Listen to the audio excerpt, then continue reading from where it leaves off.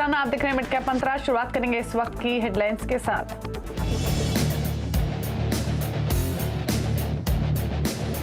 साल के आखिरी एक्सपायरी के दिन बाजार में कमजोरी, सेंसेक्स करीब 400 अंक नीचे, निफ्टी 18,000 बचाने की कर रहा है कोशिश, मिड कैप स्टॉक्स पर दबाव। फार्मा को छोड़ सभी सेक्टर्स में गिरावट, रियल्टी, ऑटो, एफएमसीजी में सबसे ज्यादा दबाव, फाइनेंशियल सेक्टर में भी कमजोरी।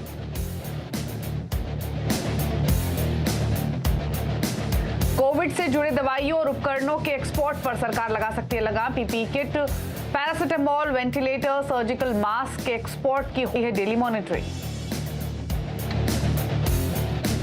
is Reliance's newest startup business with the potential to transform not just the company or the country, but the entire world. Reliance के न्यू एनर्जी बिजनेस में दुनिया बदलने की क्षमता, धीरूभाई अंबानी के जन्मदिन के मौके पर बोले मुकेश अंबानी, कहा रिलायंस बरगद के पेड़ की तरह करेगा तरक्की, 2047 तक देश की इकोनॉमी $40 ट्रिलियन तक पहुंचने की जताई उम्मीद। अगले साल कॉल ड्रॉप और स्लो डेटा स्पीड से मिल सकती है राहत, टेलीकॉम रेगुलेटर ट्राई कर रहा है सख्ती की तैयारी, अगले हफ्ते जारी हो सकते हैं कंसल्टेशन पेपर।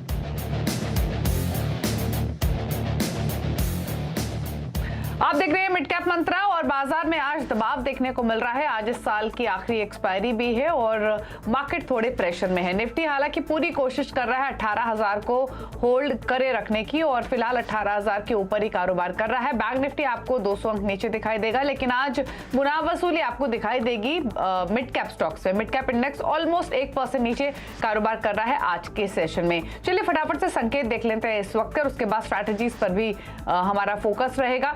और क्यूज अगर इंटरनेशनल मार्केट से देखेंगे तो एशियन मार्केट्स को देख लेते हैं, जहां पर प्रेशर ही देखने को मिल रहा है। यूएस में भी गिरावट थी, उसी की तर्ज पर निक्केई 1% नीचे, कॉस्पी 2% नीचे, हांगकांग के बाजार भी 1% नीचे कारोबार करते हुए, शंघाई भी आधा % नीचे कर रहा है ट्रेड। अमेरिका के फ्यूचर्स सुस्ती दिखा रहे हैं, नॉक नीचे है डाउ फ्यूचर्स और नेस्डेक का फ्यूचर 38 अंक ऊपर है। तो मिले जुले संकेत अभी विदेशी बाजारों से भी मिल रहे हैं।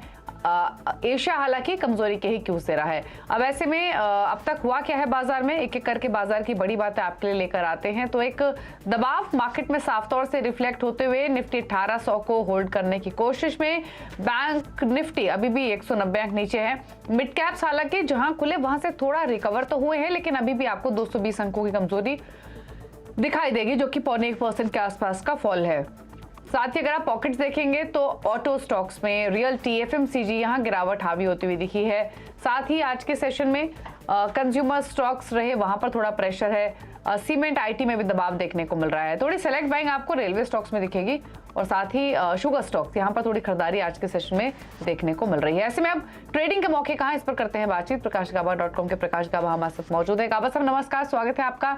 तो पहले तो बताइए निफ्टी बैंक निफ्टी दोनों पर क्या राय है? संकेत तो कोई खास है नहीं विदेशी बाजारों से, एक्सपायरी का प्रेशर भी है, क्या रेंज एक्सपेक्ट कर रहे हैं और क्या strategy? Well, good afternoon Deepali. लगता है कि आज का जो लो है संभल जाना चाहिए। 18,000 साइकोलॉजिकली स्ट्रॉन्ग सपोर्ट दोनों आज उसके आसपास ही हमने देखा निफ्टी, तो मेरे ख्याल से अपमूव मिलना चाहिए निफ्टी में, ये बात पक्की है। और बैंक निफ्टी, और मुझे लगता है अगर अपमूव मिल जाता है तो कहां तक जा सकता है? पॉसिबल है कि 18,100 से 18,200 तक की पॉसिबिलिटी है, क्योंकि एफएल एक्सपायरी है, मंथली एक्सपायरी है, और मिले तो बहुत अच्छा अपमूव मिल सकता है, लेकिन यहाँ पर शॉर्ट नहीं होना चाहिए, ऐसा लगता है मुझे। और दूसरा निफ्टी बैंक की बात करें तो सपोर्ट लिया है निफ्टी बैंक ने 42,500, साइकोलॉजिकली बहुत ही स्ट्रॉन्ग सपोर्ट जो है। अब ट्रेड कर रहा है 42,720 के आसपास। पॉसिबल है कि यहाँ से एक अपमूव मिले, ऐसा कुछ होता है तो पॉसिबल है कि 43,000 भी बैंक निफ्टी में पॉसिबल है। तो निफ्टी और बैंक निफ्टी दोनों ही में अपमूव पॉसिबल है, शॉर्ट मेरे हिसाब से नहीं होना चाहिए। एक बहुत एक्सटेंसिव पुल आ सकता है क्योंकि वॉलेटिलिटी हाई हो सकती है। तो वॉलेटिलिटी हाई हो सकती है, रिकवरी भी दिख सकती है। रिकवरी तो आप साफ तरीके से देख ही रहे हैं। निफ्टी बैंक अब 100 अंक नीचे रह गया है, सिर्फ कुछ मिनटों पहले ही 200 अंक नीचे था, तो 100 अंकों की रिकवरी तो अभी भी निफ्टी बैंक में आती हुई दिखाई दी है। चलिए स्टॉक स्पेसिफिक अप्रोच रखते हैं। फिर गावा साहब कौन से ट्रेड्स निकाले आपने? मुझे फेडरल बैंक अच्छा लगता है। फेडरल बैंक अब ट्रेड कर रहा है 135 के आसपास। स्टॉप लगाना चाहिए, करीब ज्यादा नहीं, बिलो 132, ₹3 का स्टॉप होना चाहिए। अपसाइड 140 पॉसिबल है फेडरल बैंक में, यस फेडरल बैंक में देना चाहिए। दूसरा है कैनफिन होम्स, लगता तो है रेड में या लगता है कि फ्लैट चल रहा है, लेकिन यहाँ से जो रिकवरी हुई है बहुत अच्छी हुई है फेडरल बैंक में। इसका जो स्टॉप है करीब 4519 होना चाहिए। ट्रेड कर रहा है 526 पर फेडरल बैंक कैनफिन होम्स। इसका जो अगर टारगेट ऑन द 540 का है, तो कैनफिन होम्स 540 तक जा सकता है, ट्रेड कर रहा है 526 पर और स्टॉप होगा कहीं 519 पर। ओके, तो फेडरल बैंक और कैनफिन होम्स, ये दो ट्रेड्स गाबा साहब ने सजेस्ट किए हैं जहां आप खरीदारी की पोजीशंस बना सकते हैं। ये है गाबा साहब का व्यू, आपके लिए दो ट्रेडिंग आइडियाज। लेकिन चलिए मिड कैप्स का हाल भी लेकर आते हैं, कुछ पॉकेट्स आपको दिखाते हैं जहां पर सबसे ज्यादा एक्शन तेजी मंदी की तरफ देखने को मिल रहा है। शुरुआत करेंगे रेलवे पैक के साथ, और रेलवे पैक में आपको तेजी दिखाई देगी। आरवीएनएल कल भी चला, आज भी मजबूत है। उससे पहले एक बार देखिए एनबीएफसी स्टॉक्स जो कि कमजोरी के साथ कर रहे हैं ट्रेड। एनबीएफसी में Shriram finance, Muthoot finance, L and T finance, MNM financial 1 से 6% की कमजोरी इन स्टॉक्स में देखने को मिल रही है आज के सत्र में। एनबीएफसी के अलावा सीमेंट स्टॉक्स में गिरावट है। श्री सीमेंट, जेके सीमेंट, डालमिया भारत सीमेंट और इंडिया सीमेंट्स 4% तक फिसले हुए हैं आज के सत्र में। सीमेंट के अलावा अगर आप देखेंगे तो एक पॉकेट दिखाते हैं रेलवे स्टॉक्स की, जहां तेजी है। RVNL, IRCON, Titagarh Wagon, Texmaco Rail तेजी के साथ कारोबार कर रहे हैं आज, तो यहां पर खरीदारी एक्सटेंड हुई है। प्रीवियस सेशन में भी हमने बाइंग स्टॉक्स में आते हुए देखी है। साथ ही आईटी स्टॉक्स लेकर आते हैं जहां पर दबाव है आज। Zensar, Rate Gain, L and T tech services, Tata Elxsi on an average 1 से 1.5% की कमजोरी इन स्टॉक्स में देखी जा रही है। आईटी के अलावा पावर स्टॉक्स भी कमजोर है। Adani power, Adani trans, Siemens और टाटा पावर कमजोरी के साथ कारोबार करते हुए 2% तक का ड्रॉप इन स्टॉक्स में है। रियल्टी में भी दबाव, Godrej properties, Lodha developers, DLF, उबरा रियल्टी 1 से 2% की कमजोरी के साथ कारोबार करते हुए। एक पॉकेट और है रेलवे के अलावा जो तेजी में, उसमें Uttam sugar, Ugar sugar, Dhampur sugar, Dwarikesh sugar है जहां तेजी देखने को मिल रही है। तो यह है शुगर स्टॉक्स का हाल जहां पर थोड़ी खरीदारी है। लेकिन आगे बढ़ेंगे, कुछ खबरें आपको बता देते हैं। और कोविड से संबंधित चीजों के एक्सपोर्ट पर सख्ती हो सकती है, इस पर और डिटेल्स के साथ हमारे साथ लक्ष्मण रॉय मौजूद हैं। तो लक्ष्मण बताइए क्या डिटेल्स हैं। ऑलरेडी कोविड के लिए एज अ प्रिकॉशनरी गवर्नमेंट थोड़े से एक्शन में तो आई है, और अब ये नई डेवलपमेंट क्या हो सकती है?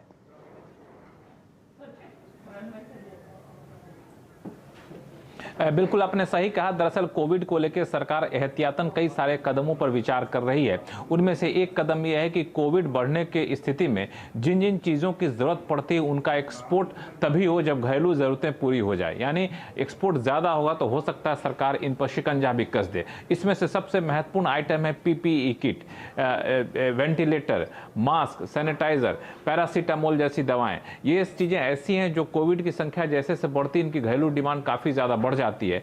लेकिन अभी फिलहाल स्थिति क्या है इसका जायजा लेने के लिए कल एक महत्वपूर्ण बैठक उद्योग मंत्रालय ने बुलाई थी संबंधित स्टेक होल्डर्स की, और बैठक के बाद ये नतीजा निकाला गया कि डेली बेसिस पे यानी रोजाना के आधार पर इसकी मॉनिटरिंग की जाएगी कि कितने पीपीई किट एक्सपोर्ट हो रहे हैं, कितने वेंटिलेटर एक्सपोर्ट हो रहे हैं, पैरासीटामोल कितने एक्सपोर्ट हो रहे हैं, मास्क या फिर मास्क बनाने में इस्तेमाल होने कपड़े कितने एक्सपोर्ट हो रहे हैं। अगर एक्सपोर्ट में बेतहाशा बढ़ोतरी होती है तो सरकार आगे चलकर इन पर शिकंजा कस सकती है। हालांकि अगला महीना काफी क्रूशियल होने जा रहा है जब ये समझा जा रहा है कि शायद भारत में कोविड की संख्या बढ़े, तो उस हालात को देख करके सरकार इस पर अंतिम फैसला लेगी। जैसा कि आपने को याद होगा कि 2020 में भी जब कोविड का पहला चरण हुआ था उस वक्त भी सरकार ने इनके एक्सपोर्ट पर पूरी तरह से पाबंदी लगा दी थी। हालांकि इस बार हालात अलग ये हैं कि इनकी उत्पादन क्षमता भी काफी हद तक बढ़ गई है, तो सरकार काफी सोच समझकर कदम उठाएगी। लेकिन सरकार नजर जरूर बनाए हुए हैं और कोविड से रिलेटेड जो भी चीजें हैं उनके एक्सपोर्ट पर सख्ती हो सकती है, ताकि अगर कुछ भी सिचुएशन यहाँ से फर्दर कोविड की बढ़ती है तो डोमेस्टिक अवेलेबिलिटी पर इम्पैक्ट ना हो। तो ये एक इम्पॉर्टेंट खबर फिलहाल जो लक्ष्मण जी ने बताई। लक्ष्मण, शुक्रिया आपका ये डिटेल्स बताने के लिए। गाबा साहब, रेलवे स्टॉक्स, कल भी हमने आपसे राय ली थी इन स्टॉक्स पर। आरवीएनएल, इरकॉन स्ट्रेंथ दिखा रहे हैं। आरवीएनएल में तो इनफैक्ट कल का मूव कंटिन्यू हुआ है, क्या व्यू है स्टॉक पर? अपसाइड अब भी ऑन है आरबीएनएल में, बिल्कुल बिल्कुल मैं कहूंगा। अगर ट्रेड कर रहा है 69 के आसपास, कल हमने बात की थी कुछ 75 टू 78 जोन्स, मेरे ख्याल से मैटर ऑफ टाइम वहां तक जा सकता है, लेकिन हायर जोन देखने को मिलेंगे आरबीएनएल में आते दिन में। यस, और इरकॉन की बात करें, इरकॉन का मैं चार्ट निकाल लेता हूँ। इरकॉन में भी तेजी है, बिल्कुल ट्रेड कर रहा है 60 के आसपास, पॉसिबल है कि 65 70 ये जोन देखने को मिलते हैं। बाइंग मोड पर है और बाई सेल भी जनरेट हुए हैं कल में मेरे ख्याल से इरकॉन में।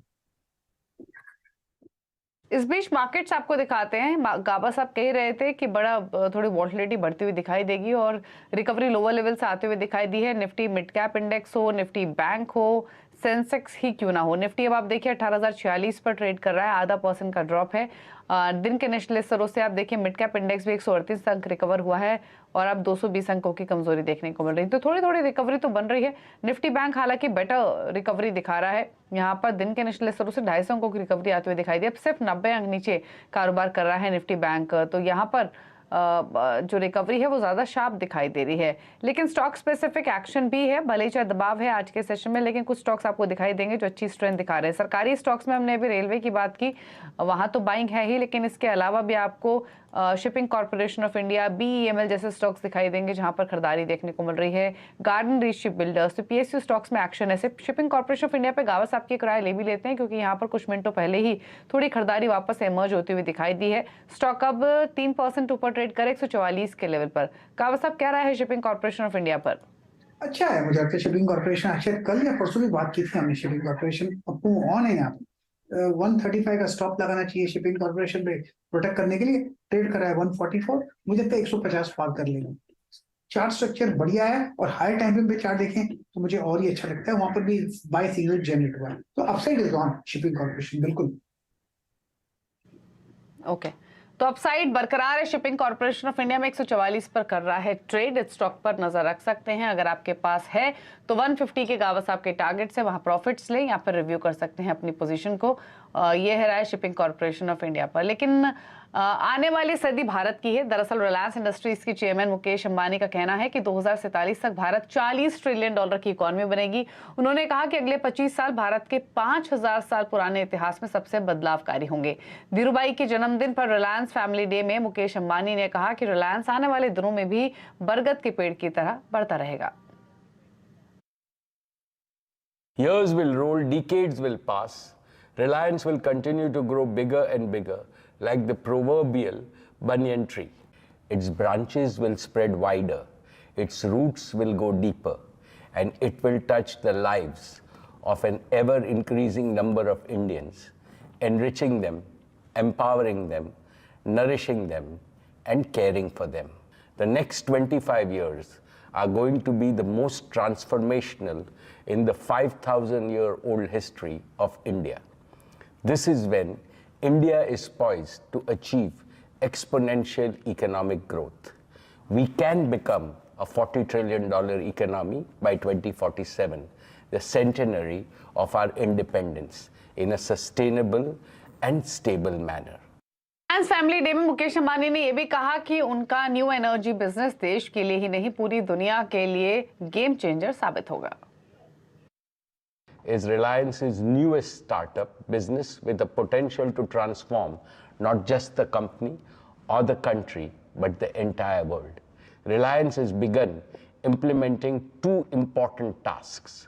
First, we are empowering Reliance with new leadership capital, especially with young leadership. Second, we are enriching Reliance with new talent capital, again with young talent. We will pay a lot of attention to developing capacity, capability, and competence at all levels. I would like all our leaders to accelerate this process throughout the organization. All of us must realize that the next big cycle of growth in Reliance will not be resource driven, but innovation driven. आप देख रहे हैं mid cap मंत्रा। कुछ खबरों की ओर रुख करते हैं और नए साल में आपको कॉल ड्रॉप और स्लो डाटा स्पीड से छुटकारा मिल सकता है। Telecom regulator try call drop नापने के नियम कड़े करने की तैयारी कर रहा है। सोर्सेस के थ्रू मिली जानकारी के मुताबिक अगले हफ्ते इस पर कंसल्टेशन पेपर्स भी जारी हो सकते हैं। असीम हमारे साथ मौजूद हैं और डिटेल्स के साथ। असीम बताइए। देखिए, सरकार ये चाहती जो टेलीकॉम कंपनियां हैं वो क्वालिटी ऑफ सर्विसेज को सुधारे। इसके लिए बुधवार को सरकार ने दो टेलीकॉम कंपनियों के साथ बैठक भी की थी और उस बैठक में टेलीकॉम कंपनियों को निर्देश दिए कि आप अपनी सेवाएं सुधारें। अब टेलीकॉम रेगुलेटर ट्राई भी इस दिशा में काम करने की तैयारी कर रहा है। अभी जो क्वालिटी ऑफ नॉर्म्स है, सर्विस क्वालिटीज के नॉर्म्स है, टेलीकॉम कंपनी उसको आसानी से पूरा कर लेती है और उनके ऊपर किसी भी तरह की पेनल्टी नहीं लगती है। लेकिन अब टेलीकॉम रेगुलेटर ट्राई नए नियम लाने की तैयारी कर रहा है। जो ये नियम जो है पुराने नियमों के मुकाबले 2 से 3 गुना कड़े होंगे और टेलीकॉम कंपनियों के ऊपर पेनल्टी भी बढ़ाई जाएगी। जम्मू सूत्रों के हवाले से जानकारी मिल रही है। टेलीकॉम रेगुलेटर ट्राई अगले हफ्ते इसको लेकर के कंसल्टेशन पेपर जारी करेगा। उस कंसल्टेशन पेपर में सभी स्टेक होल्डर्स की राय लेने के बाद फाइनल नियम बनाए जाएंगे। इन नियमों को अगर टेलीकॉम कंपनियां पूरा नहीं करती हैं तो टेलीकॉम कंपनियों को और भारी पेनल्टी भी लगेगी। ट्राई ने इस दिशा में काम करने की शुरुआत कर दी है और जल्दी आपको नए नियम आते हुए दिख सकते हैं। तो जल्द ही नए नियम आपको आते हुए दिखाई देंगे। और सबसे इम्पोर्टेंट बात कंज्यूमर्स के लिए कि कॉल ड्रॉप या फिर स्लो स्पीड की जो दिक्कतें आमतौर पे हम सभी फेस करते हैं, उससे छुटकारा नए साल से मिलता हुआ दिखाई देगा। तो ये एक अच्छी बात। शुक्रिया आपका असीम, ये डिटेल्स बताने के लिए इस इम्पोर्टेंट खबर से जुड़ी हुई। तो अब नजरें रहेंगी कि कब इस पर डेवलपमेंट होती है। लेकिन इस बीच एक स्टॉक पर गावा साहब की राय ले लेते हैं और ये स्टॉक है शारदा क्रॉपकेम का। मिड कैप स्पेस का स्टॉक, पेस्टिसाइड्स एग्रोकेमिकल स्पेस की कंपनी, और स्टॉक अप डे हाई पर कारोबार कर रहा है 10% की तेजी के साथ 501 के मौजूदा लेवल्स है। गावा साहब, क्या व्यू स्टॉक पर? बढ़िया लगता है स्टॉक पे। इनफैक्ट चार्ट मेरे मिस हो गया था, लेकिन डेली चार्ट देखा हूं तो एक सिग्नल जनरेट हुआ है। ट्रेड करा आप 502 पे, और मुझे लगता है इसमें एक अपूर्ण मिलना चाहिए। पॉसिबल है कि 550 देखेंगे आते दिन में। शारदा क्रॉप ये स्टॉप होगा, कहीं 475 लगा दें तो सही रहेगा। अच्छा लग रहा है मुझे शारदा क्रॉप। इस बीच गाबा साहब बैंकीज को और देखिए प्लीज, एक स्टॉक यहाँ भी तेजी एकाएक आती हुई दिखाई दी है। ये स्टॉक भी दिन के ऊपरी स्तरों पर आ चुका है बैंकीज का, और 3% ऊपर है। अब क्या सजेशन है शेयर पर? बैंकीज एक्चुअली देखा जाए तो chart structure high time frame पे जो गिरावट हुई है यहाँ पर संभल सकती है, लेकिन अब तक कंफर्मेशन नहीं है। तो एक एग्रेसिव कॉल बन सकता है बैंकीज पर। ट्रेड करा है 1941 के आसपास, कम होगा 1860 का। पॉसिबल है कि आपको मिले तो पहला टारगेट रहेगा 2000। अगर एक बार 2000 पार कर ले तो एक फ्रेश निकालेंगे, क्योंकि एक्सपेंशन कॉन्ट्रैक्शन होते रहते हैं। जगह अच्छी है बाउंस करने की। It's an aggressive call bankies. Okay, चलिए, तो ये है स्टॉक्स पर राय गाबा साहब की ओर से। वेंकीज भी डे हाई पर कारोबार करते हुए, लेकिन शारदा क्रॉपकेम अट्रैक्टिव लग रहा है। इन लेवल्स से भी 550 तक जाने की पूरी कोशिश स्टॉक की हो सकती है। लेकिन चलिए, इस बीच खिलाड़ी नंबर 1 का अपडेट आपके सामने लाते हैं। कैटलिस्ट वेल्थ के प्रशांत सावंत, मार्केट एक्सपर्ट अमित सेठ और आनंद राठी की मेहुल कोठारी के बीच मुकाबला चल रहा है। और इस हफ्ते साल 2022 के टॉप 3 विजेताओं के बीच मुकाबला हो रहा है। पहले दिखाते हैं अपडेट। इनफैक्ट हम शारदा क्रॉपकेम की बात कर ही रहे थे। शारदा क्रॉपकेम प्रशांत सावंत के पोर्टफोलियो में इन्होंने ट्रेड ऐड किया है। गाबा साहब 550 के टारगेट की बात करें, प्रशांत सावंत को लगता है 575 तक स्टॉक जा सकता है। 450 का स्टॉप लॉस आपको मेंटेन करना होगा। मेहुल कोठारी के पोर्टफोलियो का अपडेट दिखाए तो नारायणा हेल्थ एग्जिट किया है इन्होंने 760 के लेवल्स पर। खरीदारी की इनकी कॉल थी 825 के टारगेट के लिए। नया ट्रेड जो ऐड किया है वो है बेयर क्रॉप साइंस का। यहाँ पर 5300 के टारगेट है, 4670 का स्टॉप लॉस। तो ये एग्रोकेमिकल स्टॉक्स पर हमारे एक्सपर्ट्स काफी बेट कर रहे हैं। अमित सेठ का पोर्टफोलियो दिखाए तो जिंदल स्टेनलेस में इन्होंने प्रॉफिट्स बुक किए हैं 241 के लेवल्स पर। टारगेट 250 का था। गॉडफ्रे फिलिप्स में टारगेट, खरीदारी की कॉल है इनकी ओर से 2100 के टारगेट। तो यहाँ पर एक खरीदारी का ट्रेड आप ले सकते हैं गॉडफ्रे फिलिप्स 1850 के लक्ष्य के लिए। इसी के साथ अब तक रिटर्न की स्थिति भी दिखा देते हैं। अब तक क्या रुझान बना हुआ है मुनाफे के मीटर में, और लीड कर रहे हैं प्रशांत सावंत 18% के रिटर्न के साथ। पूरे हफ्ते प्रशांत सावंत ने लीड किया भी है, लेकिन अमित सेठ ने काफी अच्छा बाउंस बैक किया है 13.5% रिटर्न के साथ। अब ये मेहुल के ऊपर आ चुके हैं दूसरे पायदान पर, और मेहुल कोठारी का पोर्टफोलियो 4.5% के रिटर्न लेंड करते हुए। इसी के साथ एक ब्रेक के उस पर आप देखिए न्यूयॉर्क कंपनी में आउटलुक 2023 में आज हम बात करेंगे मॉन्टे कार्लो की मैनेजमेंट से। एक ब्रेक के बाद नमस्कार।